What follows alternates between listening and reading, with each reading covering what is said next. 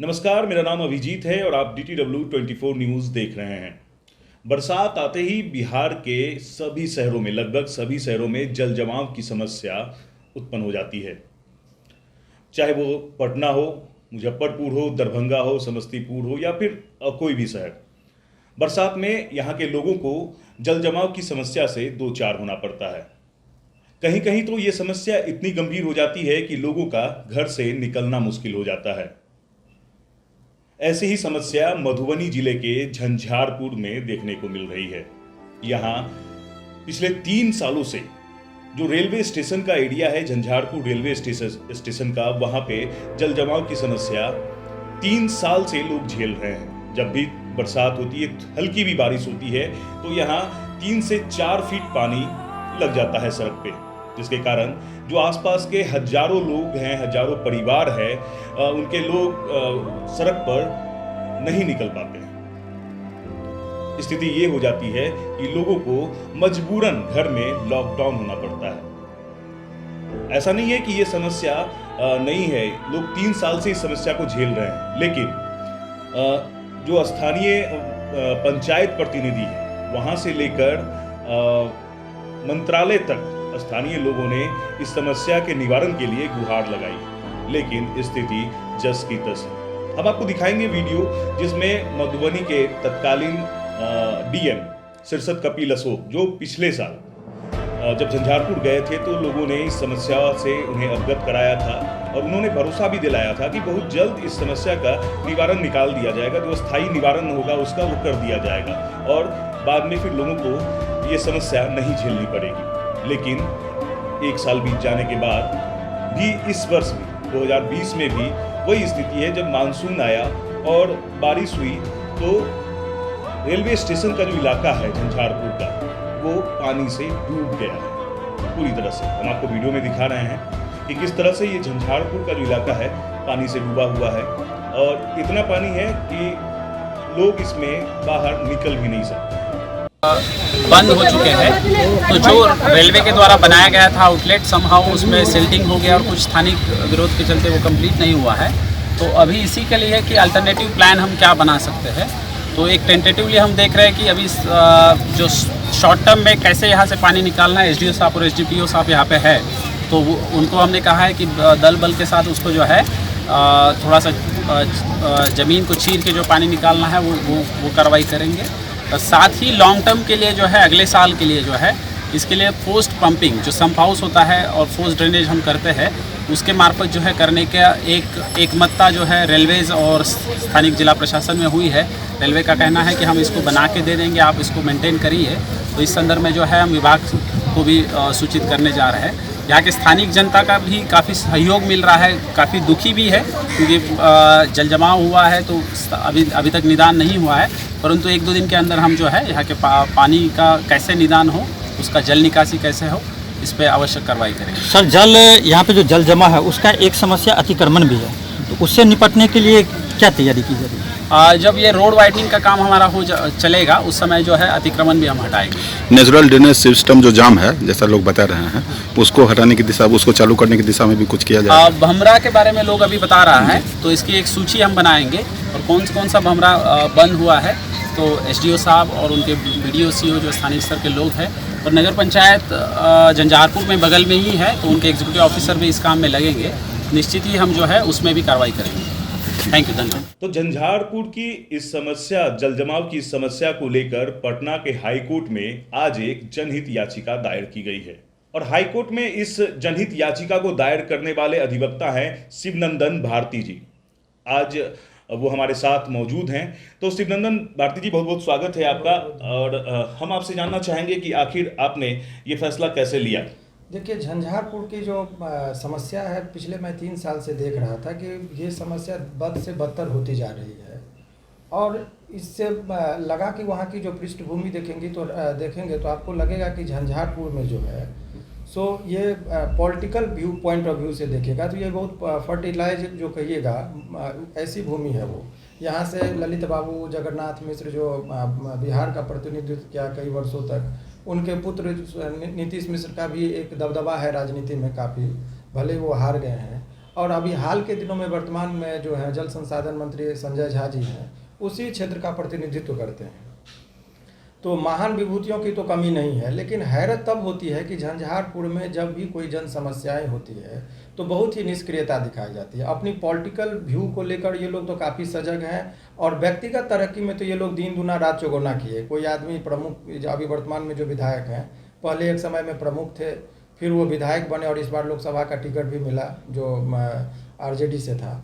तो देखा जाए तो व्यक्तिगत तो इन्होंने अपना तरक्की किया, लेकिन काश इसके साथ ये तमाम तरह के जितने भी नेता हैं, काश थोड़ा थोड़ा भी योगदान दिए होते तो झंझारपुर की ये जो नरकीय स्थिति है वो स्थिति उत्पन्न नहीं होती। तो मैं आज की जो स्थिति है इसके लिए मैं आपको बड़े ही बेबाकी से कहना चाहूँगा कि दो तरह से जिम्मेदार हैं। एक तो हम नेता को मानते ही हैं, साथ साथ मुझे लगता है इसके लिए कहीं ना कहीं ये जो जनताओं में भी अकर्मण्यता की जो स्थिति आ गई है कि सभी फेसबुक और व्हाट्सएप पर फोटो खींच के अपना जिम्मेदारी को समझते कि हमने कर दिया, वो नहीं है। यदि नेता काम नहीं करता है तो अब वोट यदि हमने दिया है तो वोट के साथ चोट भी देने की कुव्वत रखनी चाहिए, और जन आंदोलन होगा तो उस पर ध्यान आकृष्ट होगा। हम शांतिपूर्ण तरीके से इसको कर सकते थे, लेकिन हमें लगा कि नहीं, अभी सभी लोग, चूँकि अभी लॉकडाउन की समस्या है, कोरोना का बहुत ज़्यादा ये इफेक्टेड है, इस महामारी में हमें लगा कि अब कुछ जब सारे दरवाजे बंद हो जाते हैं तो ऐसे मुझे लगा कि एक न्यायालय ही एक ऐसी व्यवस्था है जहां से हम उम्मीद कर सकते हैं।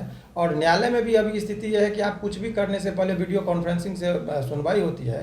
तो माननीय चीफ जस्टिस से हमने एक मेंशन करके कि इसको तत्काल इस पर वीडियो कॉन्फ्रेंसिंग से सुनवाई हो चुकी है, ये स्थिति बहुत विकट होती जा रही है, इतने पानी है कि बच्चे उसमें डूब सकते हैं, जल जमाव से महामारी और बीमारी फैल सकती है, तो जान माल की क्षति है। इसीलिए इसके लिए हमने वहाँ पर जो है सो अभी इमीडिएट तत्काल सुनवाई के लिए मेंशन किया है, और जैसे ही वहाँ से परमिशन मिलेगा जनहित याचिका पर सुनवाई होगी और इस समस्या का हम निदान के लिए। सिद्धानंद जी, आप झंझारपुर से जुड़े हुए हैं। जी जी जी। और आप इस समस्या को बखूबी समझ भी रहे हैं। तो हम ये आपसे जानना चाहेंगे कि इस समस्या की जड़ आखिर कहाँ है, क्यों आखिर ये जल जमाव की समस्या क्यों हो रही है? देखिए, जल जमाव का जो अभी का जो फिलहाल जो ये समस्या है, तो पूरे बिहार की परिप्रेक्ष्य में भी आप जानिएगा तो योजनाबद्ध तरीके से शहर का विकास नहीं हो रहा है। जिसको जहाँ पर मन हो रहा है वो ज़मीन ले लेंगे, घर बना देंगे, नाला है क्या है, और नगर निगम जो एनओसी देती है वो भी अपने कार्यों को जो निर्वहन होना चाहिए वो ईमानदारी पूर्वक नहीं कर रहे हैं। अब रही बात जो झंझारपुर में जो जल जमाव की समस्या, इस विकट परिस्थिति जो उत्पन्न हुई है, इसके लिए बड़ी लाइन का जो निर्माण हुआ, तो निर्माण होने से जो रेलवे का जो पटरी था उसको ऊंचा किया गया, बिना ये सोचे हुए कि आखिर जल निकासी कहाँ से होगी।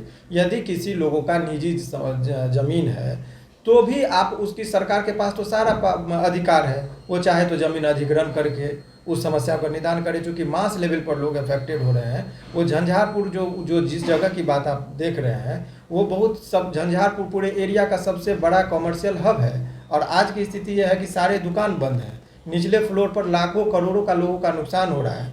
तो आखिर इतनी पीड़ा है, लोगों में इतना दर्द है, आखिर इस चीज़ को कैसे ये निपटारा होगा, ये यहाँ के नेताओं को समझने की ज़रूरत है। और शिद्दत से यदि सभी लोग पॉलिटिकल चीज़ों को न देखते हुए गैर राजनीतिक तरीके से भी यदि इसको किया जाए, सभी स्थानीय मुद्दे पर एक कम से कम हो जाए, तो इस समस्या का निदान हो सकता है। सिद्धानंद जी, ये कहा जा रहा है कि झंझारपुर की जल जमाव की जो समस्या है, वो समस्या ये है कि जो पहले जो वहाँ पे एक भंवरा हुआ करता था जहाँ से पानी की निकासी होती थी, वहाँ कुछ दबंग लोगों ने उसे भर दिया है ताकि जिससे वो पानी निकासी नहीं हो पा रही है। देखिए, वो जो ज़मीन है वो एक बहुत ही वहाँ के सम्मानित व्यक्ति हैं, उनका राजनीतिक और सामाजिक दोनों दबदबा है, तो मैं उन पर इसलिए नहीं अभी कुछ कहना चाह रहा हूँ कि भाई निजी ज़मीन है यदि, तो निजी ज़मीन से कोई नहीं चाहेगा कि हमारे अपनी ज़मीन को, इतनी वैल्यूबल ज़मीन से हम पानी के लिए निकासी। लेकिन बढ़ते हुए पानी को आप रोक भी तो नहीं सकते। हम बढ़ते हुए पानी, जब वहाँ पर चूँकि मार्केट का ज़मीन है, वहाँ पर कंस्ट्रक्शन होता है, तो ये तो सरकार को समझने कि ये आप अंडरग्राउंड नाला की व्यवस्था कीजिए। जब तक योजनाबद्ध तरीके से काम नहीं होगा तब तक इस समस्या का निदान नहीं हो सकता है कि एक आदमी ने रोका। हाँ, उस आदमी का एक नैतिक तो कर्तव्य बनता ही था कि इतने लोगों को कष्ट ना दे, जब तक कि कोई अल्टरनेटिव कोई व्यवस्था नहीं हो जाती है, तो ये उनका नैतिक कर्तव्य बनता था कि इस तरह का काम नहीं करे। तो नैतिकता की बात तो आज के परिदृश्य में किया नहीं जा सकता है। हर चीज़ को इकोनॉमिकल माने आर्थिक रूप से ही लोग सारे चीज़ों को देखते हैं। तो मुझे लगता है कि ये जो कमोबेश ये जो समस्याएँ हैं ना, उसके लिए हम पूरी तरीके से यहाँ के जो स्थानीय नेता है उनको मैं जिम्मेदार मानता हूँ। तो शिवनंदन जी, आपने ये सही कहा कि जो स्थानीय जनप्रतिनिधि हैं उनकी भूमिका भी इसमें क्या कही जाए कि गंभीरता से उन्होंने इस मुद्दे को नहीं उठाया है, जिसके कारण आज ये स्थिति है। तो आप किसे जिम्मेवार मानते हैं, जो स्थानीय विधायक हैं उनको, या फिर संजय झा जो मंत्री हैं उनको, या फिर जो पूर्व में मंत्री रह चुके हैं, पूर्व में विधायक रह चुके हैं नीतीश मिश्रा उनको? देखिए, ये तीनों की बातें यदि की जाए तो बड़े आसानी से अपने गैर जिम्मेदाराना बयान देते हैं। कुछ लोगों का कहना है कि जब हम स्थानीय विधायक जो अभी माननीय गुलाब यादव जी हैं उनसे संपर्क किया गया तो उनका कहना है कि ये हम कई बार इस मुद्दे को हमने विधानसभा के माध्यम से भी इसको उठाने का काम किया, लेकिन यहाँ के जो चूँकि हमारी सरकार नहीं है तो ऊपर के जो लोग हैं अपने निजी स्वार्थों के राजनीति में कहीं मेरा ओहदा ज़्यादा बढ़ ना जाए, इसमें हम पॉपुलर ना हो जाए, तो इस फाइल को दबाने पर कई लोग अपनी शक्ति, नकारात्मक शक्ति लगा रहे हैं। इनका डायरेक्ट एलिगेशन है कि यहाँ के पूर्व मंत्री माननीय नीतीश मिश्रा जी और वर्तमान मंत्री संजय झा जी, ये लोग जानबूझ के फाइल को दबाते हैं क्योंकि उनकी सरकार नहीं अपनी व्यवस्था बताते हैं। दूसरी तरफ यदि संजय झा जी से के पास यदि कुछ लोग जाते हैं तो लोग, उनका कहना है, माने लोगों के बीच में जो ये मैसेज है कि संजय झा जी कहते हैं कि यह स्थानीय विधायक के क्षेत्राधिकार का चीज़ है, उनको बहुत सारा फंड मिलता है तो वो अपने स्तर से इस काम को जो है सो ठीक कर सकते हैं। लेकिन जब नीतीश मिश्रा की तरफ देखा जाता है तो वो कहते हैं कि आप तो हमको चुनाव हरा चुके हैं, तो ये सारी जिम्मेदारी वर्तमान विधायक की होती है। तो ये ठीक है, आप हार चुके हैं तो आप मतलब जो पूर्व प्रतिनिधि हैं वो, हाँ, जो वर्तमान प्रतिनिधि हैं, हाँ, वो सभी आपस में अपने निजी लाभों के लिए इसको पेंडिंग किए ताकि जनता त्रस्त रहे। ये आप चीजों को और उन लोगों की राजनीतिक रोटी सेकने के लिए ये जनता को इस तरीके से भवंडर में डाल दिए हैं। हर आदमी अपनी राजनीति सेक रहा है, लेकिन हम और आप जो सब आम जनता को कहेंगे वो लोग भी बहुत ज़्यादा निष्क्रिय हो गए हैं। और आप बहुत ज़्यादा आज के डेट में कहावत है कि नेताओं से या मीडिया में किसी भी लोगों पर मैं बहुत ज़्यादा कहता हूँ कि आप नहीं चले, सभी आदमी अपनी जिम्मेदारी तय कीजिए। और दिनकर की वो पंक्ति याद आती है कि नेताओं ने गांधी की कसम बेच डाली तो कवियों ने निराला की कलम बेच डाली। और न जाने इस युग में क्या क्या बिका है दोस्तों, इंसानों ने अपनी आंखों की शर्म तक बेच डाली। तो आज ये देखिए, किसी को हया और शर्म नहीं है कि हम वहाँ के प्रतिनिधित्व कर रहे हैं, जनता को समस्या नहीं हो, इस चीज़ से कोई नहीं लेना देना है। लोगों को अपने निजी लाभ के लिए सारा ये जो है सो बखेड़ा खड़ा कर रहे हैं। तो आपने सुना कि जो स्थानीय जनप्रतिनिधि हैं, जो स्थानीय विधायक हैं, या जो झंझारपुर के संजय झा जी हैं जो मंत्री हैं, वो भी अनदेखी कर रहे हैं झंझारपुर की जनता की इस समस्या से। जो झंझारपुर रेलवे स्टेशन इलाके की जो जनता है, वो जो जल जमाव की गंभीर समस्या झेल रही है, इससे ये बात किसी से छुपी नहीं है, ये सब जान रहे हैं, दिख रहा है। लेकिन जो जनप्रतिनिधि हैं, स्थानीय जो जनप्रतिनिधि हैं, उनके कान पे जूं तक नहीं रेंग रहा है। जो स्थानीय जो प्रशासनिक अमला है, उनके कानों तक जूं नहीं रेंग रहा है। सब बेखबर हैं और जनता परेशान है। तो हम अपने इस वीडियो के माध्यम से जो स्थानीय जनप्रतिनिधि हैं, जो प्रशासनिक अमला हैं, हम उनसे ये अपील करेंगे कि झंझारपुर की जो ये जन समस्या है, इस पर ध्यान दिया जाए और इसका जल्द से जल्द कैसे अस्थायी निदान हो उस ओर प्रयास किया जाए, ताकि हर साल लोगों को ऐसी जल जमाव की समस्या ना झेलनी पड़े। बिहार समेत देश दुनिया की तमाम खबरों को देखते रहने के लिए आप बने रहिए DTW 24 न्यूज़ के साथ। और फिलहाल के लिए दीजिए मुझे इजाजत। नमस्कार।